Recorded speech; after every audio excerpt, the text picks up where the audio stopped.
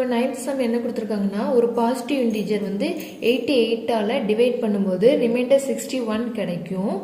அதே நம்பரை 11ஆல் டிவைட் பண்ணும்போது ரிமைண்டர் என்ன கிடைக்கும் அப்படின்னு சொல்லி கேட்டிருக்காங்க. அதாவது ஒரு மிகை முழுவை 86ஆல் வகுக்கும்போது மீதி 61 கிடைக்குதான். அதே மிகை முழுவை 11ஆல் வகுக்கும்போது மீதி என்ன கிடைக்கும்னு சொல்லி நம்மளை கண்டுபிடிக்க சொல்லியிருக்காங்க. பை யூக்ளிட்ஸ் டிவிஷன் அல்காரிதம், தமிழில் யூக்ளிடின் வகுத்தல் வழிமுறையின் படி எழுதிக்கலாம். ஏங்கிறது என்னது? சாரி, அந்த ஏ தான் நமக்கு தெரியும். அந்த ஒரு மிகை முழுவை 86ஆல், அதாவது ஒரு பாசிட்டிவ் இன்டிஜரை 86ஆல் என்ன பண்ணுறோம்? டிவைட் பண்ணுறோம். ஸோ 86 தான் டிவிசர், வகுக்கும் எண். நமக்கு Q தெரியாது, ரிமைண்டர் 61 கிடைக்குன்னு கொடுத்துட்டாங்க. இப்போ இதே ஏவை 11ஆல் வகுக்கும்போது டிவைட் பண்ணும்போது ஆர் வேல்யூ என்ன கிடைக்கும் கேட்டிருக்காங்க. ஸோ இப்போ நமக்கு Q தெரியாது. நம்ம இப்போ என்ன பண்ணிடலாம்? Qவை 1 இருக்கும்னு சொல்லி நம்மளை அசியூம் பண்ணிக்கலாம். சரியா? we assume Q is equal to 1. நம்ம Q 1 இருக்குன்னு சொல்லி எடுத்துக்கிடுவோம்.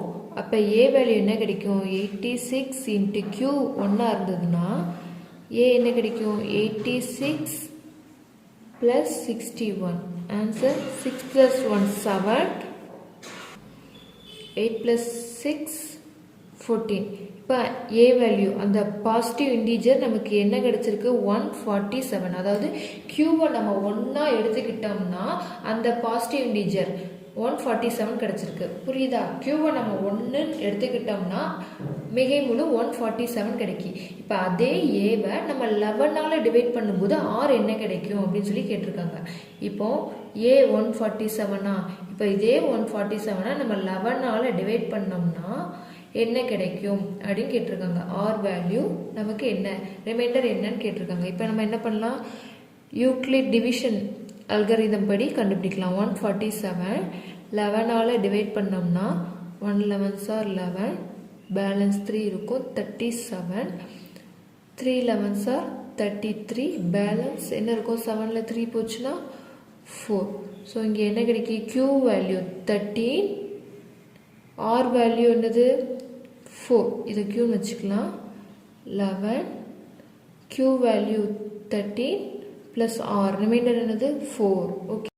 இப்போ அதே மிகை முழுவை 11ஆல் வகுக்கும்போது கிடைக்கும் மீதி என்னது? 4. R என்ன கிடைச்சிருக்கு? 4. புரியுதா? ஏ இல்லை, ஏ வேல்யூ தெரியாது, Qவும் தெரியாது. ஸோ நம்ம ஏ கண்டுபிடிச்சிட்டோம்னா அந்த நம்பரை 11ஆல் டிவைட் பண்ணும்போது ஆர் என்ன நமக்கு கிடைச்சிடும். அதனால் நம்ம என்ன பண்ணிக்கிட்டோம்? Qவை 1 நம்மளாக எடுத்துக்கிட்டோம். Q 1 இருக்கும்போது ஏ வேல்யூ 147. அதே ஏ வேல்யூவை தான் 11ஆல் டிவைட் பண்ணுறோம். டிவைட் பண்ணும்போது ஆர் என்ன கிடைக்கும் அப்படின்னு சொல்லி கேட்டிருக்காங்க. யூக்ளிட் டிவிஷன் அல்காரிதம் படி டிவைட் பண்ணோம்னா நமக்கு என்ன கிடைக்கும்? 11 into Q value 13 plus R value 4, remainder 4 கிடைக்கும். இந்த ரிமைண்டர் தான் என்னது? நம்ம கொஸ்டினில் கேட்டிருக்க remainder. So remainder answer 4.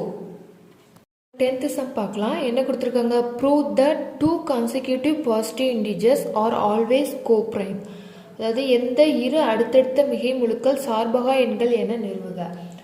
Coprime சார்பகா எண்கள்னா ஒரு 2 நம்பருக்கு பொதுவான காரணி வந்து 1 மட்டும்தான் இருக்கும். நம்பர் 1 தான் இருக்கும். அதை தவிர்த்து வேறு எந்த காரணியுமே இருக்காது. இப்போ எக்ஸாம்பிள் வந்து என்ன எடுத்துக்கலாம்? 8 எடுத்துக்கலாம். அப்புறம் 8க்கு அப்புறம் என்ன எடுக்கலாம்? 9 எடுக்கலாம். ஓகேவா? காரணி 8ஓட காரணி 1 2 4 8. 8 எதாலலாம் டிவிசிபிள் ஆகும்? 1ஆல் டிவிசிபிள் ஆகும், 2ஆல் டிவிசிபிள் ஆகும், 4 and 8 இதால் டிவிசிபிள் ஆகும். 9 எடுத்துக்கிடுவோம். 9 எதால் டிவிசிபிள் ஆகும்? 1 3 9. ஓகேவா? இப்போ இந்த ரெண்டுக்குமே பொதுவான ஃபேக்டர், பொதுவான காரணின்னு பார்த்தா 1 மட்டும்தான் இருக்குது. ஸோ இதைத்தான் என்ன சொல்லுவோம்?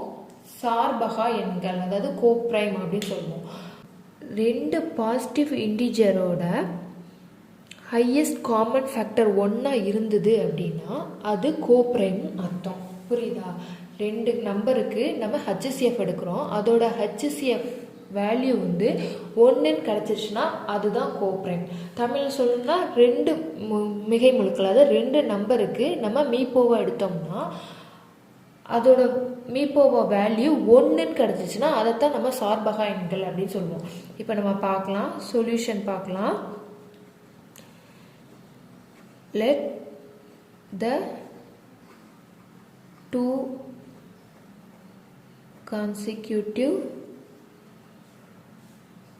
positive integer என்ன எடுத்துக்கலாம், n and n plus 1 எடுத்துக்கலாம். அடுத்தடுத்தது இப்போ n 2 இருந்துச்சுன்னா n plus 1 3 இருக்கும். ஸோ அடுத்தடுத்த 2 நம்பர். ஸோ இப்படி எடுத்துக்கலாம். தமிழ் எழுதிக்கலாம். தமிழ் எப்படி எழுதிக்கலாம், இரு அடுத்தடுத்த மிகை முழுக்கள் n மற்றும் n plus 1 என்க. ஓகேவா, இப்போ நம்ம என்ன பண்ண போகிறோம், by Euclid division algorithm. Tamil என்ன எழுதுவோம், யூக்ளிடின் வகுத்தல் வழிமுறையின் படி. ஓகேவா, ஏ அந்த ஃபார்மேட் எப்படி இருக்கும், a is equal to bq plus r அப்படின்னு இருக்குமா.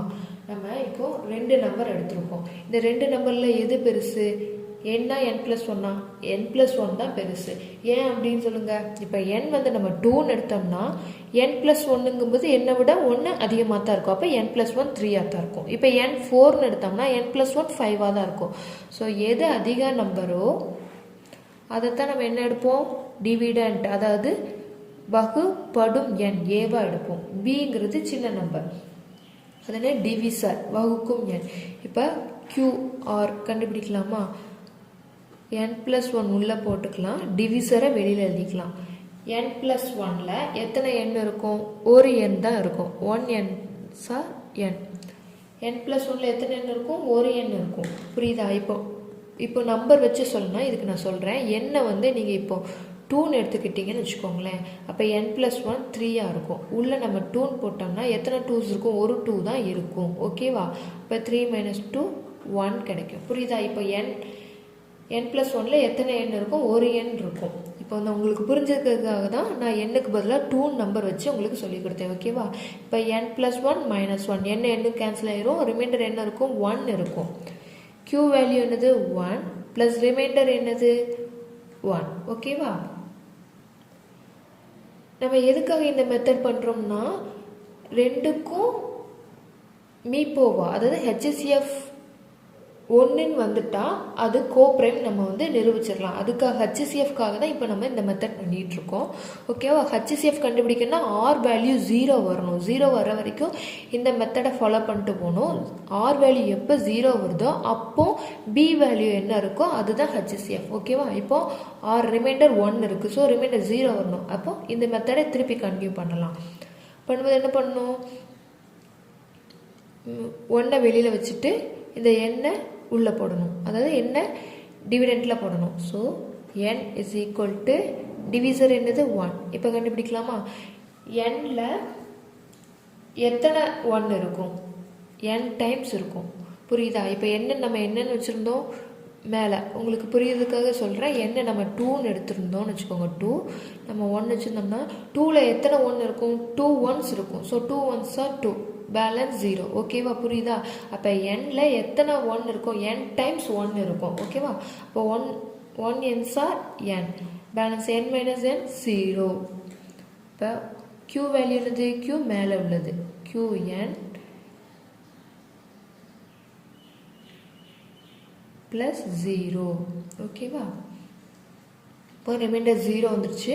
அப்போ B வேல்யூ, B இடத்துல என்ன இருக்கோ அதுதான் HCF. ஸோ இங்கே n and n plus 1ஓட HCF என்னது,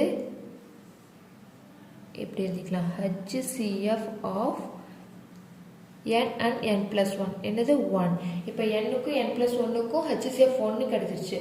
ஸோ இது என்னது, 2 consecutive positive integers are always co-prime அப்படின்னு நம்ம என்ன பண்ணிட்டோம், ப்ரூஃப் பண்ணிட்டோம். ஓகேவா, இப்போ என்ன எழுதிக்கலாம், hence proved that 2 consecutive positive integers are always co-prime. Tamil என்ன எழுதணும், எனவே இரு அடுத்தடுத்த மிகை முழுக்கள் சார்பகா எண்கள் என நிறுவப்பட்டது. ஓகேவா, அவ்வளோ. இப்போ எக்ஸசைஸ் 2.1 ஃபுல்லாக முடிஞ்சிருச்சு.